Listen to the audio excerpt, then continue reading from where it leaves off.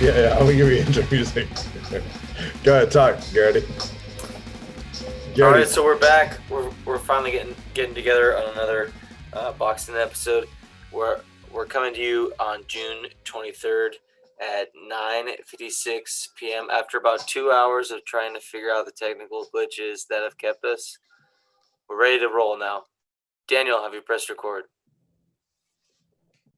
Daniel's on mute. He's All on right. mute. He's still Oh, there. he's on mute. Sorry. So Trevor, what you been up to, man? Like I know everybody you've been at the else, gym. I know you've been at the gym a little bit. I've been at the gym. Yeah, I definitely. see that. I see the slow opening. It's good. It's a slow opening. We're trying to keep it as I guess within the scale as possible. But yeah, we definitely been back there working. I had an opportunity to work with Isaac Dogbo, who was the champion at 122 for his next bout, and Ivan and I both had an opportunity to train him. Um, I believe he's fighting in the beginning of next month. It's still sort of up in the air. Yeah, One of the top ranked shows, he's but yeah. he'll be There was training. a top ranked show. There was a top ranked show tonight, and Yeah, this is kind of giving them a moment to just do prime time actually, rather than only being on the ESPN Plus. I feel like now that there's so few sports, they're rolling these shows out. I think there's yeah. been three since the rollout, or maybe it was only two early June and this one No, right now. no, But no. There's been three, or this is the third right here. They've all been top ranked shows, which is sort of interesting, just because the zone hasn't, thrown themselves back into the they, circle. I gotta imagine they're complete toast. Ironically I enough, mean, I'm in contact with some people from DAZN, and Eddie is going to do a private event at one of his mansions, and it's absolutely beautiful.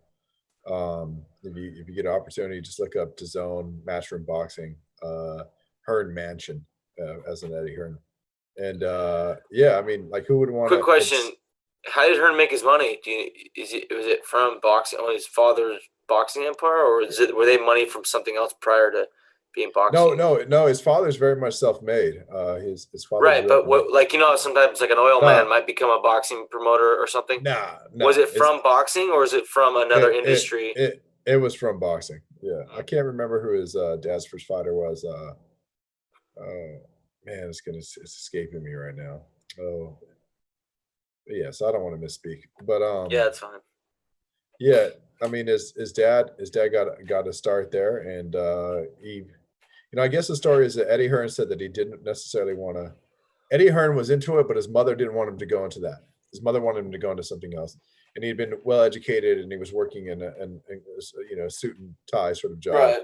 Yeah, and then yeah. found himself there. And I think the first guy that he had was Audley Harrison. That was the first sort of big fighter that was behind. But I mean, he's doing a hell of a job now. I mean, think about the He people that he sure signed in his is. own.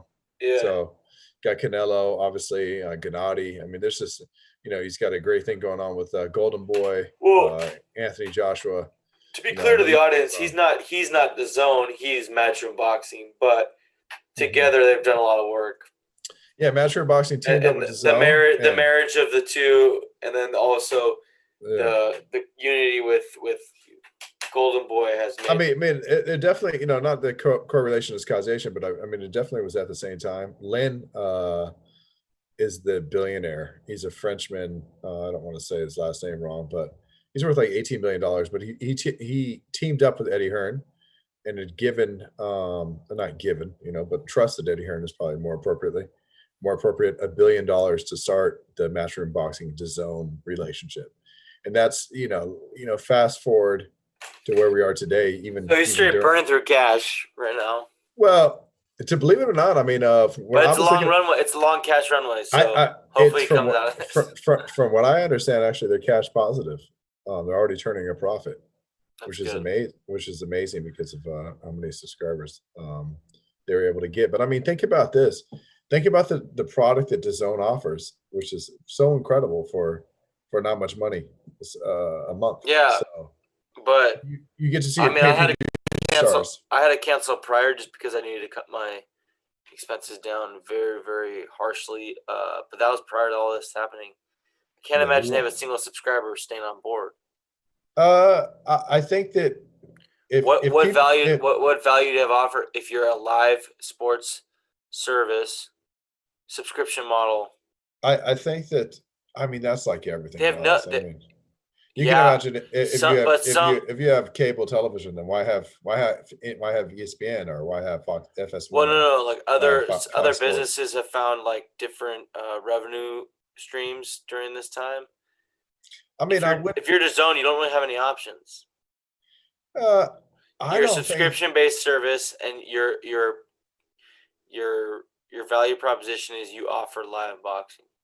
If there's no Yeah, live boxing, it's been over 3 months now. Strangely probably enough, be. the only live boxing that has happened came back on ESPN. But Yeah, but probably because that if you're in business and you can close your doors within 90 days, or even 120 or 180, then perhaps you're not in business. So I think that these folks are going to be fine. I actually look at the zone as being the future of boxing. I don't see no, how anybody, but what happened? You're how, not Trevor. I know they have money, but I'm saying you're no, not in no, business they're going to, when you lose your customers. You're not in business. they'll, Why? they'll How do you convince a continue. customer to stay right now? I gotta Even imagine everybody has. everybody that, let's just say that, if we were able to look at the numbers, that we saw like a 20 or 30% You're loss. not in business if you don't have a customer. There's no customers right now. Yeah, but I Right? mean, It sucks for them. It's doom. if I'm going by your model, I think Golden Boy's got to go. TMT is going to have to go. Thompson Boxing is going to have to go. Bash is going to go. Hey, Trevor. you're gonna have a lot of your marquee guys come back. I mean, obviously, Trevor. yeah. Go ahead.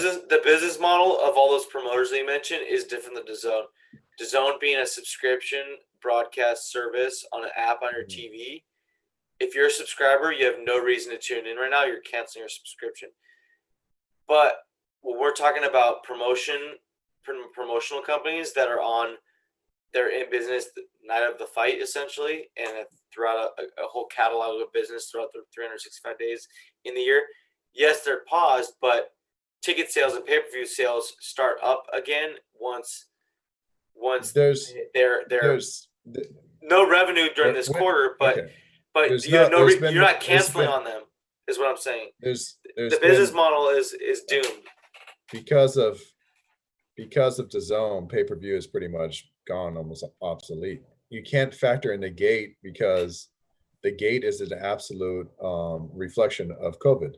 So you're saying, well, what about the gate sales? Like Bash can't have anybody at the gate right now. There's nobody that'll be having at the gate. Yeah. Matchroom is no different. If Matchroom has an event, which I know, I was on the phone this morning with the zone, and so the zone tells me, The days of gate are over until 2 years from now when we are all I don't necessarily. right. When you hear Disneyland is looking to open up pretty soon in Florida, That's gonna be a disaster. we also, if we're talking about the COVID thing, it's like, we know that COVID is crazy, but it's also that, I mean, listen, we can't have this conversation and not think about what were happening with the protests. You see thousands and thousands and thousands of kids out there that are protesting, and on both sides, whether that be for the right or the left. Most of these people, not most, but a good amount of them do not have, PPE equipment on, right? They don't have protective equipment on. You can't, it's At these, the Give Me My Haircut, My Cheesecake Factory, they're not wearing masks. At the Black Lives yeah, Matter, they are wearing masks. I mean, I could tell you that when being in Long Beach the I mean, night that was more of of, a joke because yeah, the whole idea of the protests on the right was because I don't want to wear my damn mask. yeah, but I But mean, but yeah, so back to this whole thing about COVID and so forth, and I know that it's absolutely there. Uh, it's you can't. Life is going to go on. This is probably going to go on much quicker than we realize. I mean, there's NASCAR, for example, happened 2 days ago, right? And now, obviously, I don't know if there were fans in the. I didn't look, um, but gates are coming back. As far as the subscription service is concerned, from DAZN, I don't think the Top Rank probably did good coming back to ESPN. Although I think it's sort of sad that they didn't do better than being back. But but when is Matchroom going to have a show it with no audience just for DAZN? Because they have an opportunity to make a huge rebound if they do it soon, and the other promoters are crickets. Dana White's going to continue to do the numbers because when he came out big. He had the stars facing each other. I'll probably think that Dana also had everything in line, sort of like Eddie did. So if everything were to if all hell was to break loose, Dana White was gonna take him to the island, right? That's what I was under the assumption with. So same thing with Daniel. Why are they doing the island if they don't even need to do the island? Because it's already working pretty well the last 3 shows they've had in the U.S. And if you think security guideline is long now, imagine what it's gonna be like when you're doing temperature checks and everything. No, I'm just talking. I'm just speaking out loud. Like the first, everybody's gonna get COVID. So at my job site, we kind of kept working the whole time. There was a quick 2-week break, but when we started back, the first day where we had to do temperature checks and like hand washing and all the questionnaire, now we're all used to it, so it goes by just as fast as any other entrance. That first day, it took like an extra half hour to 45 minutes just to get all the people through. So can't imagine what kind of cluster that's going to be at an airport when it's already like that and there's higher risks involved. But yeah, it should be fun for anyone who's about to get on the plane. I'm so desperate with a cabin fever. I could give a shit. Like, I know that the minute it opens up, I'm actually going overseas to meet with Eddie Hern, of all people. So my whole thing is like, the quicker it opens up, the better off we are. But you live in Orange County. Shit was never closed anyway. We know damn well the barbershop wasn't closed. Give us a look at that Peaky Blinders dude you got going on. But I'm just saying that I'm not necessarily, even with that, I'm talking about a bigger scheme of things. It's so easy for us to look at this and have a sort of myopic vision. I'm surprised that apparently we all decided that if we didn't go back to business as normal, that the economy was going to collapse, and Western society and Western culture as we know it was never going to be the same. I mean, we still, I don't know how many millions we have unemployed right now. I'm pretty sure it's still between 25 and 35 million, right? No. Oh. Okay, so just think about that. So as far as this, like, this is, look, if we're just talking about a complete implosion of culture as a whole, then okay, sure. But a lot of this shit is like, you know what? Herd immunity is probably realistically the real thing. It's not gonna do anybody any favors for us to sit inside for 2 years and wait for this thing to blow over. If anybody think that is even something that we can factor, then they're not looking at these unemployment numbers. And it's also that we're not looking at, like, if you just look at the general themes in the American populace, Americans, if it hit everybody at the same time, let's just say that 45% of America had COVID right now. It would probably be really easy for us to have some absolutely incredible forward policies on social, almost with like a socialism sort of sentiment to it, which is we're going to look after everybody. We're going to make sure that everybody's fed, everybody's paid, but it's not hitting like that. It's hitting slow still. And so when you still have, I haven't even got my 1,200 yet. Yeah, no, I'm not talking hitting like that. I'm talking about the actual amount of people that have COVID. So you still have half the country that doesn't believe it's real. Half the other country that thinks that it's just overhyped flu. And it's not like, and then maybe a very small amount of the country that's absolutely terrified of it. And then you got people like me who do believe it's real, do believe it's taken seriously, but are ready to get it themselves so that they can get it over with and take that 14 days so we can participate in that herd immunity so that we can get this thing over with. Yeah. You already know I'm welding my grandma's door shut, but I'm ready to get it. You know what I mean? So it's a super complicated thing, and but yeah, when we're looking at business, it's really easy. I think at this point we're either going to factor COVID and say, hey, we need to come up with policy or come up with an attitude of how we're going to get over this. I'm glad that UFC is very successful right now. That, if anything, that gives me a lot of confidence Hell yeah. that boxing is going to be back. I mean, that's amazing. I'm There glad there's Dana the was ones able to do what he's doing. there's the ones So that have their shit together sooner, like most of the time. So I think you also have to understand, like, one thing that I think what we're not taking into account, or maybe perhaps what's happening in the shadows, is that Nevada is I was in Vegas, I think about 2 weeks ago. Nevada's oh yeah, tell us Las, about that. yeah, Las Vegas is open back up. Yeah, I keep on seeing commercials and billboards for the Wynn Casino. yeah, Las Vegas was They ain't open even back up. trying though. Yeah, They're, it was weird, man. Las Vegas, I was out there for some sparring. Had the opportunity with Ashton, got to work who with did Sean Porter. Ashton spar? Sean Porter. And so we had the opportunity to go out there, and it was just crazy. It was almost like post-apocalyptic, like I Am Legend and Will Smith, to see the city just so quiet, and then you had your sort of diehards that were there, and then he had me, and sort of walking around like disillusioned from it all, but so I don't know. We're at the blackjack table at 10 a.m. I was at the tables from 9. I didn't play. Just kidding. So I don't know, man. There's so much shit going on. You don't play? Do you don't play any card games? I'm You're one of those 21. I had an aunt when I was very young, and 21. That's blackjack. Yeah, blackjack. Okay. I just said blackjack earlier. And you... when I was young, I played a game called Jail, which is from jail, and my aunt taught me how to play it, and I'd play with all my aunts, and I would win sometimes $25. Yeah. Anyways, my aunt got me for she got me for all my allowance for school clothes. I saved it up. It was like $240 or something, and she just cleaned me out. And so she hustled you, letting you win the $25 game? I can't say she hustled me, because I had beaten her before, but she'd got me just for everything.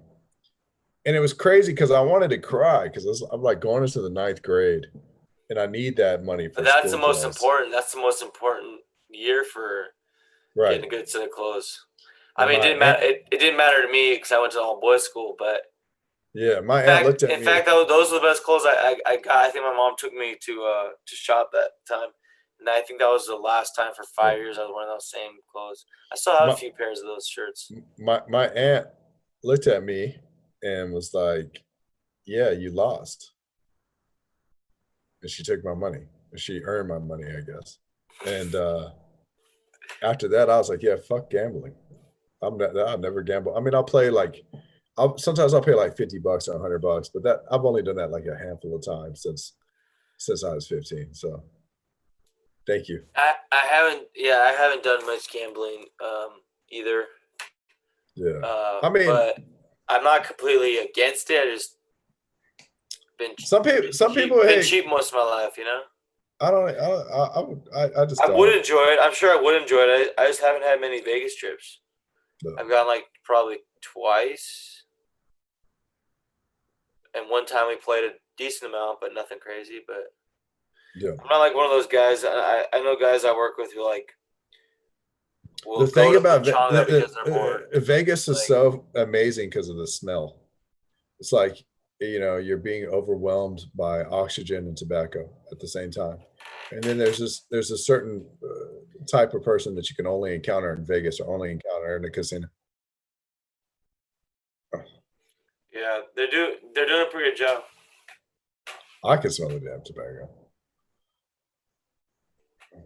It's called the Encore. No, that's the Wynn, you crazy ass. So I don't know. Yeah, all those. I've never been to Trump Tower. Yeah, I would assume so. So I don't know. Shit. Yeah, they had Mike Tyson fought there, no? Didn't he? Yeah, that was. He's looking good, dude. What the hell? Shit. I haven't really paid attention to all that. There was a lot of speculation after those videos of him just tearing. Mike Tyson. I don't know why he would fight Holyfield. I mean, he can beat Holyfield when he was young. But they both got old. I mean, in all fairness, I think it's almost unfair because you had one guy that fought the best people in this division at that time, which was Evander Holyfield. Oh, Trevor, I think this reminds me of something you posted today. This is good. And, Can I read this? and then, yeah, you could read it. I'm gonna read this because it's if it's a story, it's lost in time, if in the moment, so we wouldn't be able to refer back to it. But Oh no, I'll put it up this morning. It's there. yeah. But I mean, for the listeners. So Trevor posted this morning on his story. He said, "Please stop sending me Mike Tyson clips. I love the man's character, but he never beat any of the other Hall of Famers during his career. On a side note, I love Lennox Lewis, so much, and I have his gun smell walkout as my favorite of all time." First of all, few things. Mm-hmm. You love Mike Tyson for his character? Yeah, for like the character that he, like for the character he played. Yeah, the identity. Not for the man's character, because there were some questionable moments of his character throughout his life. I don't believe in that either. I mean, that's a whole other thing. That case is like looking at it. I'm not going to go to Desiree Washington. Oh, you think it's part of the role he was playing? No, he was. No, I just don't. I mean, that's better now, but he was. I just don't think that you go to you go to a man's hotel room at 2:30 or 3 o'clock in the morning, like, you know, after you drank. Yeah, but we're talking about why Mike Tyson gets in trouble before. So it's not. Look, I give Mike Tyson a pass on that. That doesn't make no sense. Listen, if a woman comes up to your room at 2:30 or 3 o'clock in the morning after you guys have been drinking, and you know she was in limo, you know, I don't know if you raise your daughter and your daughter doesn't, you know, understand. Now I don't know what happened from there. Trevor, I'm going to tread lightly on that one. I don't give a shit on that. I don't know which one you're talking about. There was a lot of ones, so. No, that was the rape. That was the one against Mike Tyson, the rape charge. If you look at the details of it, you know, and also that she had accused somebody before, which many people do not know, that she had accused somebody before and actually was called to task that it wasn't real. That's where I just, you know, and that's the thing about, like, it's a society we're supposed to, with cancel culture and so forth. It's like, well, I can't blindly listen. You can't blindly always trust. So I'm not talking about when I was talking about. I know, but we're talking about Mike Tyson. Let me get this out.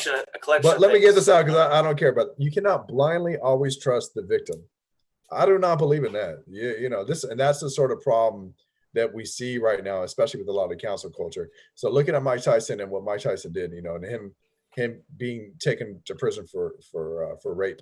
And if you have a chance to look at the case, looking over at the case, it just, certain things just didn't line up. However, talking about Mike Tyson's boxing career, Mike Tyson never beat another Hall of Famer during his career besides Larry Holmes.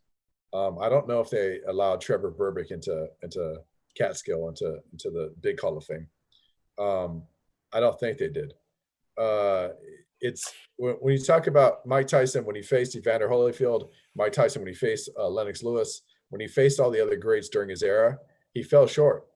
Now, when people say, well, Mike Tyson, you know, was never the same after Cus D'Amato left. Well, you got to be honest. Cus was out of there pretty early.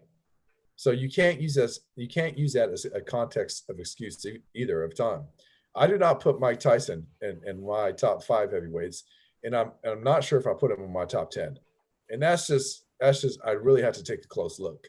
When I hear that Mike Tyson says that's a very fair statement, but he was brilliant in his moment, and he captured fans in an incredible way. Look, the most exciting fighter in the world, and in a lot of ways, say he's the most exciting fighter in the world but who did he beat? Who did Mike Tyson beat? You've made that point, besides the old Larry Holmes. Lennox you made Lewis, that point, and I agree with you here. And the Klitschko's were exciting fighters. What was exciting about how the fights go down? You know what I mean? The performance in that ring, not necessarily the resume. Even when Mike Tyson becomes the youngest world champion, he fights Tony Tucker. Okay, I want to say he fights Tony Tucker in '86. He fights Tony Tucker, who has the IBF title, who's also managed by Don King. Don King manages to get 2 other belts involved. when he faces Tyson. I think it was a WBO and a WBA. And who did Tony Tucker even beat to have that title? That's interesting too. Was it vacant? I don't know. No, he beat James. You said Buster got them involved. He beat James Buster Douglas. Okay. That's when it even makes it more interesting. Who ultimately ends up upsetting Mike Tyson. Yeah. Right. So when I'm talking, when you're looking at this thing, which is Mike Tyson, the illusion of Mike Tyson, and I say, listen, man, well, I'm just being honest here. We're looking at how did Mike Tyson do against the other great fighters of his generation? It is so unfair for me to look at put him in the same conversation as Evander. It's unfair for me to have him in the same conversation as Lennox. Same thing with the Deontay Wilder. Same thing with the Klitschko's.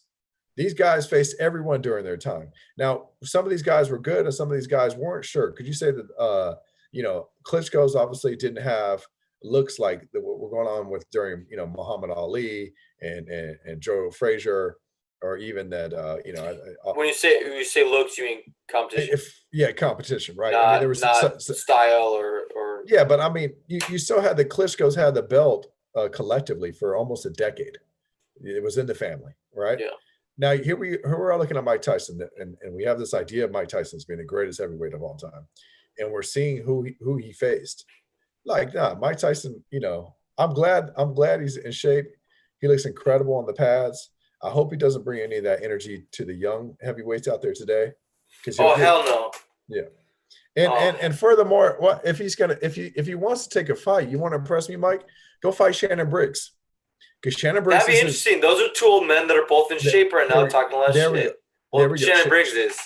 Shannon Briggs has stayed sharp over the course of the last decade. Yeah. I know that he got busted for PEDs, but still, let's make sure that he's got good drug testing. Make that fight happen, Mike. You beat Shannon Briggs, man. That and I'll take my hat off. And by the way, the Klitschko's beat Shannon Briggs. I forget which one did, but they beat Shannon. So during their time, so that's why I get back with the whole Mike Tyson thing. I love Mike as a person, though. It was Vitali. It had to have been Vitali, right? Because Shannon Briggs made himself relevant again for terrorizing Vladimir for the last 5 years of Vladimir's career. Right? Let's go, champ. Yeah, which just bugging the shit out of him, following him in public. That's how he kind of got. That's how Shannon Briggs got in the spotlight again, or whatever. It was a payday, and but I mean, I'm just talking about who Mike Tyson. Mike Tyson as a character, who he's become outside of the ring, is absolutely fucking incredible. The fact that he's so forthcoming about vulnerability and insecurity and demons that drove him in his career. But you're gonna have to, as far as me saying that Mike Tyson is the top 5 of my heavyweights now, Mike Tyson's personality, easily one of my most favorite personalities as ever came out of boxing. Yeah. Period. You don't have an argument. Then and now. It just then and now. Part of what makes him one of the most exciting men who Mike Tyson in '88, when he just came, remember Mike Tyson walked out to the noise? The dude, it just he just walked out to noise. I think when he faced Spinks, it was just literally noise. That was the craziest walkout shit. It probably was so fearful. Was it? Did you quote that in your little was that what you're referring to in your is that your reference there? No, I'm talking about Lennox Lewis. Lennox Lewis walked out to Gunsmoke from Bonanza. The that, and it was incredible. And by the way, Lennox, this is another thing that people weren't honest about, because my friend called me up. He said, well, Mike Tyson and Lennox were sparring when they were younger and yada yada yada. And I said, yeah, Lennox Lewis got the best of Mike Tyson. Let's get it on the history books. Yeah. Lennox Lewis got the best of Mike Tyson back then, and Lennox was younger than Mike. So, Lennox is a guy. If someone wants to have a conversation with me, who are the best? If you rank, oh shit, the best of late '80s, early '90s. Oh yeah, I mean late '80s, early '90s. Both Klitschko's and Lennox Lewis. So. Oh, I don't really consider late '80s, early '90s the Klitschko's. They were late '90s, early 2000s, or early mid 2000s. I think God, one of them just left 2 or 3 years ago, huh? It might, Okay, yeah. because when I was just getting into boxing, early 2000s, Vitaly was champ and Vladimir was still the younger brother. So they took the decade of probably 01 till you we got to get lost Mike. to. Everything is like is a Mike came in and like he wasn't. Yeah, look at the 8. Mike becomes champion, what, 88, right? 88 or I 87? don't know. You mentioned that earlier. I think you're right on it. I think it's 87. So you can't. It's a little quiet then. But like by like 91, 92, I can't remember when Lennox first got his belt. It was much later. But they're around the same age. I mean, they're all within a couple single digits of each other. And yeah, I don't know. But Hey Trev, who's the heavyweight you guys have at Jackrabbits right now? Talk about him. we got a guy that was on the Egyptian and Polish Olympic team, I guess, which is kind of What the crazy. hell? Yeah, but his name is Amir. Wait, which one was he on? Did he fought for both countries at 2 different Olympics? What's up? He had fought for both of those I don't- countries I in don't- 2 different Olympics. I'm trying to look it up. I forget which one, but he was on a national team because I know that he was on 2 national teams. He was on. I want to say he was on Poland, and he was. So Poland is nationality, Egyptian is heritage, like parents, because you can compete if parents or grandparents for. Yeah, I call him. I just call him his name is the Pharaoh, but Amir. So, it's crazy. So, anyways, Last name is what now? He goes by the Pharaoh. Yeah, but what's his last name? I have to look because I Okay. keep on. Sorry. You want to know why? Because my brain just keeps thinking. No, not that. It's not hard at all. It sounds like Khan. And I'm like, well, there's already Amir Khan. There's already an Amir Khan, which is why you go by Pharaoh. Khan, by the way, one of the most common names on the globe right now. Okay, it sounds nothing like Amir Khan. It's Amir El Sa'i. Okay. Which is amazing because I train him all the time. I train this guy 5 days a week, but I never think about his last name. But I think about everything else. Maybe that's why. Well, that's like anything. Sometimes you go through like an entire, Hey, he tries to fight like Mike Tyson. I had to kind of bust this bubble a little bit. I said, dude, there's certain things that Mike did that were incredibly well, and certain things that Mike did that weren't so smart at all. So I think that's another thing too. I'm going to put on the podcast. A lot of people think that if Mike Tyson were fighting today, that he would be able to be competitive. Or he's still no young. way. He's too short. Too short. It's a different world now. It's a way different world now. People are way more physical now. They were more physical then. I'm gonna be honest with you too. I don't think you said they're more physical now, or they were more physical then? They were more physical before. There was boxing is like goes through like you watch what George Foreman was doing with his craft. You look at what Ali was doing with his craft. What Larry Holmes is doing with his craft. Even Ernie Shavers and so forth. These guys are really physical dudes. And then it kind of gets. I don't know if it was from the Olympics, but then you don't have as many physical touches. And then now, when you say physical, for the audience, are you talking about like head grabs, moving your shoulder? If somebody's peekabooing into you like this, move their fucking head. Yeah. You don't have to hit it. You can hit them with an open hand. If I remember correctly, and push them out the way. You don't have to hit them with a closed fist. Yeah. Like that's a little free game. And George Foreman did a ton of that. Yeah, a ton of that. He was a ton of that move. If I'm remembering George Foreman, the late George Foreman, after his comeback, I remember. Watch George Foreman against Michael Moore. Incredible touches, right? So, but a lot of that shit kind of died off, and now it's like, okay, you look at Tyson Fury. Tyson Fury is an incredible physical guy. I mean, he's open hand. The name of the game in his fight against Deontay Wilder, he tired the shit out of him with resting on his neck, putting, moving him, just completely wearing him out. I don't think touches. For Mike Tyson I hate when Mike Tyson talks about Deontay Wilder. It drives me nuts. Mike, man, we love you, bro, but Deontay Wilder would have had your number. That's just, come on. And hey, listen, I understand that Mike Tyson could hear this and say, man, fuck that guy. And I'm okay with that too. but he's supposed to think that as a fighter, and I understand that. Yeah. But as far as I would have been able to put money down, Mike would not have been able to beat Deontay, and certainly not have been able to deal with Tyson Fury, and not been able to deal with Anthony Joshua or the Klitschko's, and didn't deal with Lennox Lewis. But there was Didn't a deal with moment. him didn't There deal was with a him at moment. Holyfield. Honestly, there was a moment just like 3 years ago where Mike Tyson would have picked up 3 belts because we had Prince Charles had a belt for a moment. We had Yeah, but that Prince Charles shit was like, okay, so the Klitschko's who was that Polish guy that had a belt? Yeah. He would he have beaten Stavern? He would have beaten Stavern. People forget Mike that like Tyson, 2 years ago the heavyweight division was so bleak. Yeah, it was more Mike. You're thinking of Splika at the belt, right? Yeah. You talk about Prince Charles and shit. I know these dudes. You're like, yeah, I do too. I do too. You're like, yeah, everyone had a belt. Prince Charles had a belt. You're like, I'm trying to remember the other guy that. Yeah, it was an era where PBC was handing out opportunities. Prince Charles beat Glaskov for a belt that I think had been vacated. I don't know by who. Right, but all these vacated opportunities were going to people that Prince weren't Charles, necessarily. I mean, a lot. Listen, I had a fighter. To get it. I had a fighter fight for a vacated Klitschko belt. And these vacated belts don't mean much when there's 4 of them. Which I'm saying too. Look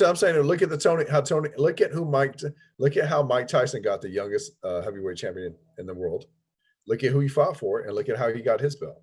That's all I'm saying. Like we can't. That was a fact that I didn't even know or look into. I mean, so I was alive in '88, so that's actually cool. I'm gonna look into Tony Tucker was a cool ass dude. I can't remember what Tony Knuckle. I can't remember what his nickname was, but I mean, like I think before he was a football Knuckle player. Tucker, something like that. He was a football. He was a football player before that. Tony Tucker, but I mean, certainly nobody's going back and like Tony Tucker. Nobody's going back and looking at Tony Tucker fights, right? Not to say that he couldn't fight like that, but he definitely wasn't. He's not going down as one of the greats. So yeah, I don't. So what do you think about this guy? This guy Amir.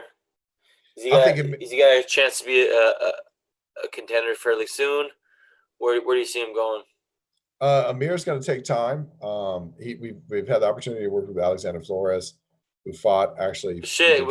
Time's all we got right now, so it might be a few years until things are. See, I don't think that's going to happen at all. I think we're up and running, business as usual by next summer, completely. I know that boxing is going to look like what it used to next summer, as long as we don't have some weird re-outbreak. Yeah. The shit doesn't seem that's still a long time. That's still a long time. A year until. Yeah, it'd take about a year, but I just don't think the shit turned. You get a lot done with the guy in a year, right? Yeah. Okay, but back to his talent. Like he has a lot of amateur fights, and like a lot of people, it's a good thing to have a lot of amateur fights because you have that rich experience. It's a bad thing to have a lot of amateur fights because you think a fucking bout is three rounds and 9 minutes. Right now, he's stuck on amateur habits that work well for him there. Yeah, he tends to be like an early shooter kind of. So how many pro fights do you have at this point? He's only 2-0. 2-0. Who have those bouts been with? He actually didn't have. One was with Golden Boy, and the other one I can't remember. I think Roy Inkerbrink. So they've just been taking a look at him and stuff. Yeah, I mean it's gonna take some while. Can I see if Amir listens? Can I see Amir becoming a contender in 2 years? Absolutely. If Amir listens, height is a problem. He's only 6'6", but he's very strong and he looks good. He looks good so far, but it's not. It's like he has to learn how to do something. And I'll be honest with you, if you watch Amir spar, his whole style is based off of a lot of Mike Tyson, but with just tons of control. And the guy you just talked shit about for the last.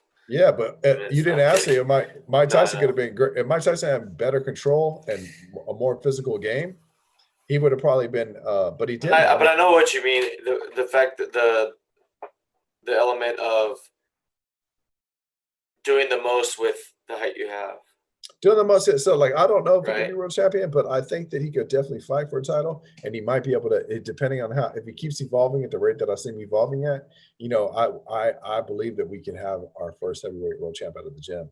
I know for a fact. I say this with all confidence. We will have ourselves a real prospect, a real contender. That's without a doubt. I also know, being with my experience in the heavyweight game, that and having a fighter fight for a title, and I also have, being involved with a fighter that fought for 2 titles, and, just so knowing what pedigree and what sort of, discipline, diligence, and what craft set you need, right? Skill set you need. I could see that happening, but I can't, I could, just be the plain old trainer that says, "Yeah, he's gonna be able to do it." No, it's gonna take a lot of hard work. We're laying it brick by brick by brick, and, we're laying down that foundation. So we're gonna get there, but I'm not ready to Good. co-sign on it yet.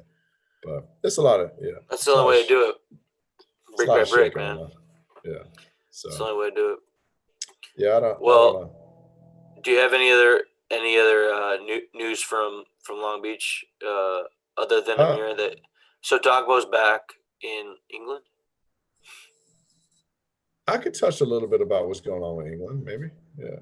Oh, if you're comfortable with it, I was just talking about Dogbo. I wasn't necessarily talking about Oh, Isaac new Dogbo. business. Um, And share what you want, but I wasn't. no, Isaac was man. I'm not Isaac was prying. incredible to work with. Isaac was a world champion. He lost it to Neverete. I have a feeling Isaac is much different because he was a world champion before. Wait, Oscar Nagarete? No, yeah, Which that one. Golden Boy? Yeah, Golden Boy's Neverete. Oh, I didn't know he had a title.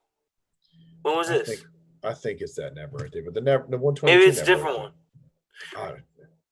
Yeah, but he lost it. He lost it. Maybe I don't know. Maybe it's so damn that's hard on for me me to keep. that I didn't know. It's hard for me to keep up too without having the shit in front of me. As far as Dogbo is concerned, Dogbo's a very good fit for the gym. Like it's easy Stylistically, he fits in with the systems you guys run. Not just that, like a lot of fighters, you can come in. Dogbo was a world champion. He comes in and he gives us his undivided attention, and he gives us. He's not too cool for school, huh? Not too cool for school. The guy studies, and one thing I can tell about a fighter is the fighters that really want to learn kick it because they're watching me or they're watching Ivan and they're watching us work with everybody, and they're just saturated. They're just taking it in, and that's sort of the process. He's one of those. He kicks it. He wants to learn. He wants to hear us talk to everybody. I see him watching. Ivan sees him watching. It's a beautiful relationship. He's supposed to come to us back after this fight. We're supposed to always be involved with Dogbo. This is the game in boxing, so who knows? But I would love to have maybe, and hopefully it won't take this many weeks or months until we get another episode. But I would love to have him on the show. That'd be pretty cool. Yeah, well, I'm sure. I actually talked to Isaac. I think about a week ago. Like, it's called him up while we were getting Chick-fil-A. So, yeah, he's with his family in Florida, and he's just waiting to be called up to know when his bout is. So, yeah, that's Ashton got an opportunity to work with him. That was incredible quality rounds that we could have asked Ash to have with a former world champion. It's definitely a sharp learning curve for Ashton. I would say that Ashton definitely performed beyond expectations. So I always say that he's a special man, a special young man. But it's seeing Ashton now spar a couple different world champions, including Sean Porter, which we were out in Vegas working with, is another one. Watching him spar Sean Porter is definitely a special young man. From what I gather, the sparring against Dogbo was more of a sharp learning, more of a challenge to really push Ashton in a new direction. Yeah, so fuck it, we're here, right? Yeah, Dogbo's smaller, quicker, and I'll be honest with you, because I really don't give a shit. This is boxing, so fuck it. And they got a problem with me, the coaches can call me and I'll explain it to them, and perhaps they should hire me. Listen, craft wise, Dogbo, and this isn't just because Dogbo trains with me or trains with Ivan. He hasn't No, trained with we're us. just talking about we're talking about what we saw in sparring. Right? He's not our fighter. He's our fighter now. We're helping him out now, but he's not like this is a guy we brought up forever, right? 6 weeks at a time. Yeah, I exactly. Dogbo is be real, because that's another thing. That's a little bit of a pet peeve I have in boxing. Sometimes people will be with a guy for 2 fights, and sometimes it looks like they take more credit than who are those guys that trained him for the first 20 years? You know, the first 20 years. Yeah. I know you're not being that, but I've seen that before, and I'm always wondering, man. Come on. I've been pretty forthcoming. So we're here to fine tune Dogbo, but Dogbo's already very much in his process. Yeah. It was crazy because I was actually cornering Ashton against Dogbo, and Ivan had Dogbo. Cerebrally, Dogbo to me was sharper work than Sean Porter. That's just that's valuable. I mean, that's valuable for just keeping it real. Now, listen, I know Sean. I watched Sean's process and how he works and so forth. I know that they're working on things. I'm not taking anything a while. Now, it's also another thing to know too. Sean's a much bigger dude, and sometimes when I'm sure that Sean's not letting all his power go, but there was definitely times where I saw the Sean Porter sparring. I hate this too, because to be honest with you, his father had asked us not to talk about it or us to release the footage. And I don't even know why I'm putting this out there, but fuck it. If you here's the deal, Trevor.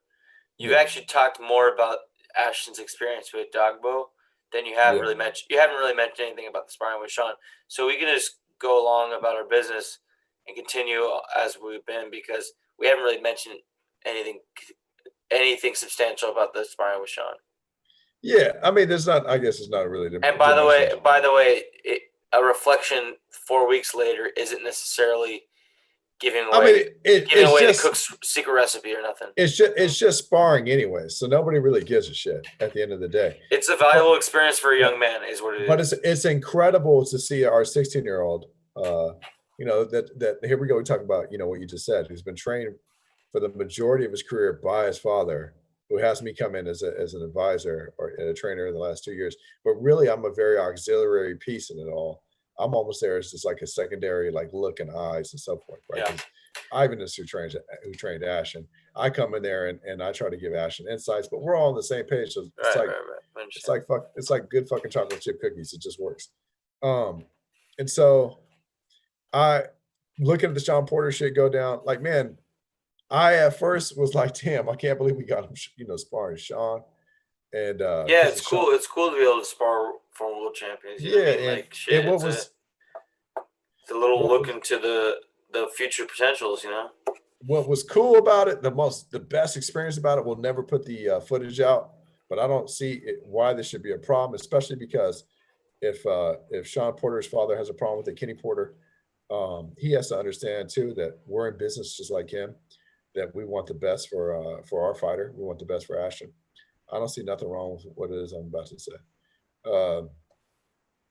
That Sean definitely, I think, was shocked and surprised by Ashton's abilities.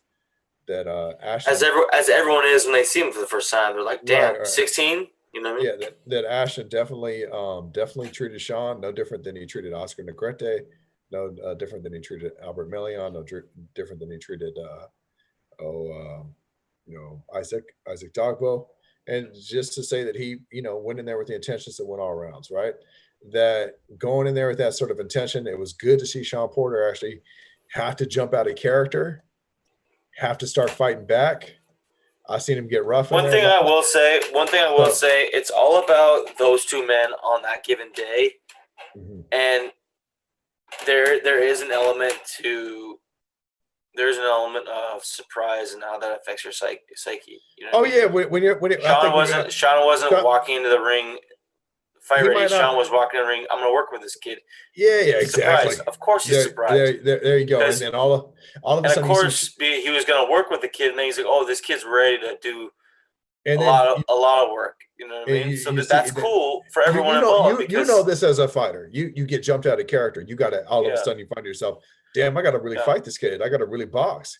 This yeah. isn't somebody normal because this kid is hitting me, Mhm. and this kid's getting off, and this kid is looking good. That went on for a couple of rounds, and then we were under the assumption that we were going to do a certain amount of rounds, but then those rounds got cut short, and that's when we really knew that he. And then we heard his. That's the part you probably didn't need to say, per Yeah, per the preface you left us with. But I really, man, up to now, you didn't done a real at the good end of job at the end of the tightrope day, at the end of the day, walking. I trust everybody. Or I'm sorry, at the end of the day, I I'm a grown man. I'm 43. Like my, as far as looking at in my experience, it's just bad. But like Sean Porter is a world champion. I'm sure he'll become world champion again. He's had incredible big fights. He's highly successful. By the time that Ashton is really hitting, Sean will be probably retiring. What I'd like to see is that, when a young man comes through there and gives somebody work like that, that they would even co-sign him off and say, man, there's a good fighter you haven't heard about. He's only 16. I had the opportunity to spar with him. His name is Ashton Sylve.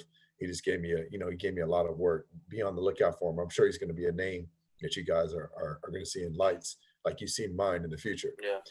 I didn't hear any of that come out. I'm not judging, right? I'm not saying that there's an expectation of that. That being said, well, it's still all business for me to say, especially because of my position as an advisor too, which is like, hey, no, Ashton got the better, and Sean was sort of chastised by his team afterwards.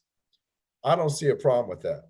That it is what it is. They got a problem, that I'm Trevor Sombrano. They can, take it up with me. This is business. This is looking out for what we got. We're never going to release the footage. That'll never go on YouTube. Maybe when Sean is retired, it might go on YouTube. That then so people can see how special this kid was at 16, sparring this ex-world champion. Same thing with the It's Isaac also fair to footage. say it's also fair to say you're a fighter. Sometimes you don't have your day. Sometimes Absolutely, shit man. goes Listen, wrong, and that doesn't mean fighting is crazy. that doesn't mean there's something wrong with you. That means you learn from Yeah. that experience, regardless. You know what I mean? You don't know. So, Women could drive you up crazy, right? You can have someone could have passed away. Someone I know for a fact that someone in Sean Porter's family passed away from COVID. I do know that.